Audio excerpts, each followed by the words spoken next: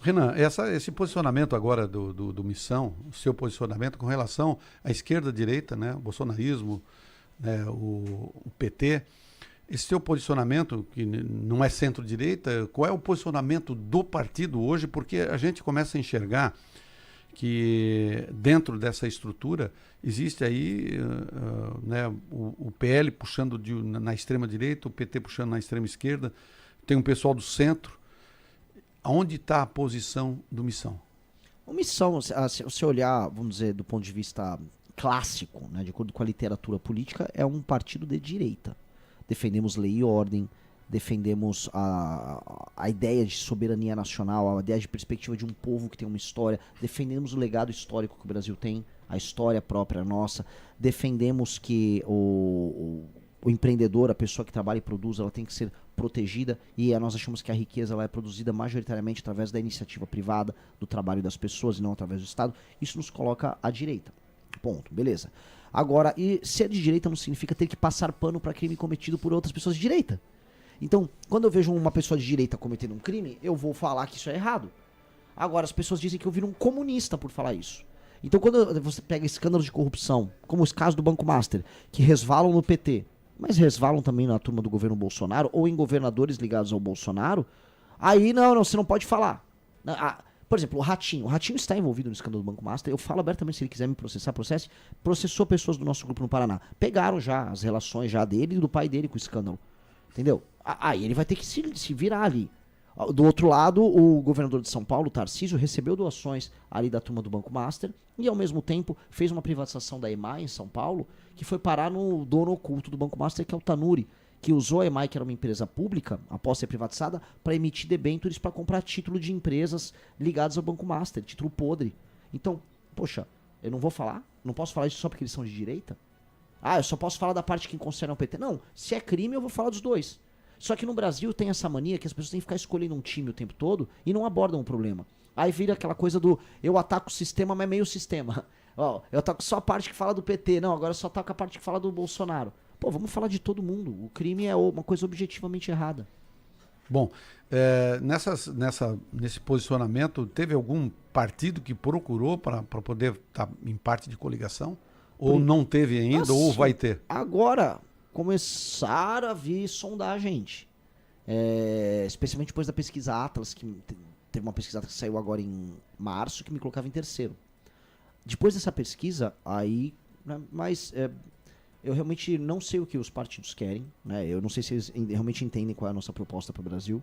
Muita gente acha que essas coisas são um jogo, que eu tô fingindo, que eu tô falando coisas para ganhar o público, que eu tenho uma boa estratégia. Eu não acho que eu tenho uma boa estratégia, eu só tô falando o que eu acho, que é o que as propostas nossas defendem. Só isso, eu não tenho muito... ver um cara do Centrão, né? Não vou falar o nome, né? Eu não vou ser deselegante. Não, tá ótima estratégia aí, você é um maluco aí, o problema é acreditar de verdade nisso que você tá falando. Eu falei, pô, mas eu acredito, né? O cara achou que eu tava com um plano, isso aqui é uma estratégia, não tem estratégia nenhuma.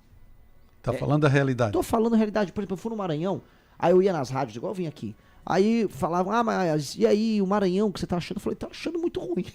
Tô achando que as estradas são horríveis, tô achando que os políticos aqui são terríveis, tô achando que a população vende voto pro político. Aí perguntar, mas e aí, o que você vai fazer sobre isso? Se você é um cidadão aqui do Maranhão que tá vendendo voto político, eu vou prender você. Se você é um político que tá comprando, você também tem que ser preso. Um vai ficar preso 10 anos, outro 20. Pô, de acordo com os manuais de política, isso é um suicídio. Só que as pessoas concordavam. Aí vieram esses políticos, gostei da estratégia. Eu falei, não é estratégia, eu realmente quero prender a pessoa que vendeu o voto. Não tem estratégia nenhuma. Eu tô falando o que eu acho. Bom, você falou da Atlas aqui, eu tenho aqui a pesquisa, em vários dos cenários construídos, que você fica em terceiro, né? Uhum. Só um cenário que você não fica é quando se é o segundo, o terceiro, o quarto, deixa eu ver, o primeiro, o segundo, o terceiro, é quando entra o Tarcísio. Isso. Mas é um cenário que não vai acontecer, né? Então, desses 5 aqui, você aparece todo ele em terceiro. Entre 4,5% e 5%, 5 e alguma coisa também, 4,6% e aí por diante. Isso, depois olhando um pouquinho mais a pesquisa, fui dar uma olhada, tem um público numa faixa de idade dos 16 anos até os 25 anos, que você tem um número altíssimo, né, relacionado aos demais pré-candidatos que estão na frente lá, no caso do Lula e do Flávio Bolsonaro. Isso é o quê? Um trabalho que tu tens na rede social ou tu tens uma linguagem ou contato nesse público? Qual é o segredo disso? Claro, você não vai estar passando o segredo, mas como é que você consegue chegar nessa faixa de idade? É mais ou menos na resposta anterior, não é uma estratégia. Eu acho que o que eu falo, se meu finado avô continuasse me ouvindo, ele concordaria tudo. Meu avô ele tinha 90 e poucos anos e assistia diariamente os nossos conteúdos e gostava. A questão é que ele era uma minoria e talvez a gente tenha uma forma que dialoga muito bem com os mais jovens, mas a gente tem propostas que os mais jovens consideram muito interessantes. E é parte do processo. Não existe uma estratégia por trás, mas o que a gente sabe é o seguinte: naturalmente as pessoas mais jovens são mais abertas às novas tendências. As novas modas, as novas tecnologias sempre começam com os mais jovens. Então, naturalmente, como as nossas ideias são novas, ela começa a ressoar entre os mais novos e depois as pessoas descobrem. E eu acho que é isso que vai acontecer. Tanto que eu tenho o maior desconhecimento, né, de todos os candidatos, todos os pré-candidatos. Eu sou mais conhecido de longe. E isso faz com que, quando a gente olha, os mais jovens me conhecem e minha taxa de votação com eles é altíssima. E já minha taxa de votação entre os mais velhos é bem menor, porque eu sou desconhecido. A partir do momento que eu fico conhecido, eu ajusto essa taxa. E aí eu cresço muito. Só para ter uma noção dos números aqui, na faixa de idade dos 16 aos 24 anos, tu chega com 24,7. Uhum. E na faixa de 25 a 34, tu chega com 7,4. E depois vai caindo. Exato. Né? De 35 a 44, tu fica com 1,4. Então, somando aí dos 16 aos 44 anos, tu tens assim uma fatia razoável, bem menor, né, entre 35 e 44 anos. Eu observei também o seu público, né? O masculino muito é mais forte do que o feminino, né?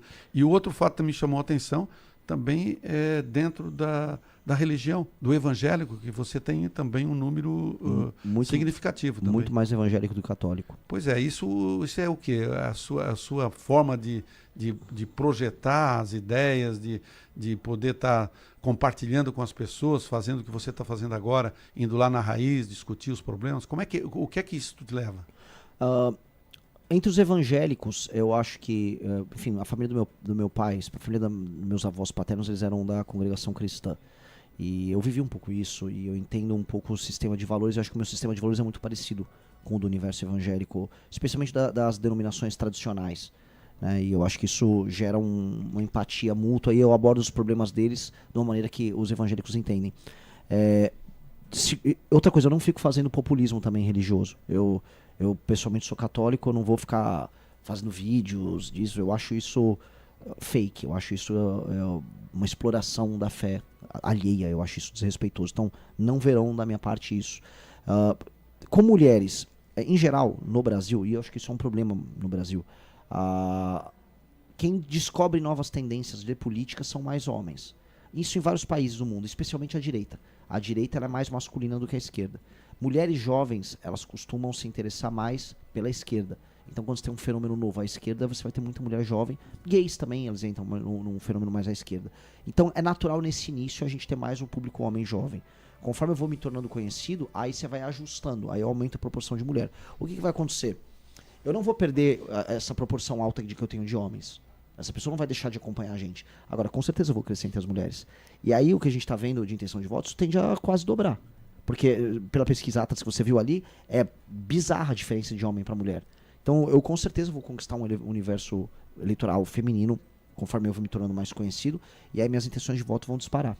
Na busca do voto, você já começa a construir as estratégias, né? Para a busca porque tu tem um público que tu não está conhecido, vai procurar ser conhecido, né? Porque a gente vê essa questão das candidaturas, muita movimentação política, no entanto, não decisão. Né? E tu já veio com missão de novembro para cá, já decidido, que é uma coisa que diferencia muito, né? Enquanto tu estás trabalhando numa direção, os outros ainda estão na construção das candidaturas, né? Essa é a beleza de ser uma liderança. Eu sou presidente do partido. Eu fundei um partido e eu sou o presidente do partido. E sou o candidato a presidente do partido. Então, o nosso time já está... É aquela coisa... Desculpa ter te interrompido aqui, é um exemplo muito bom. Um exército pequeno e organizado vence um exército grande e desorganizado. Os 300 de Esparta deram um trabalho para o maior exército do mundo, que era o dos persas. Os gregos derrotaram os persas sempre que os persas tendo exércitos maiores. Qual é a lição? a minoria organizada vence a maioria desorganizada. A gente pode até ser menor que os outros partidos, mas a gente é muito organizado. Sendo muito organizado, a gente consegue crescer rápido. Então tem uma diferença de liderança aí.